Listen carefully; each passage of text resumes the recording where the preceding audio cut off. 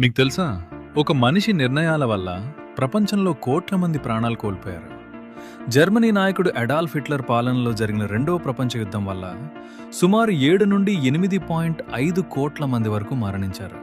ఇది మానవ చరిత్రలో అత్యంత ప్రాణ నష్టం జరిగిన యుద్ధం. ప్రజలను చాలా క్రూరమైన పద్ధతుల్లో చంపేవారు. మొదటిది గ్యాస్ చేంబర్స్. జైక్లాన్ బి అనే విష గ్యాస్ ఉపయోగించి ఒకేసారి వేల మందిని చంపేవారు.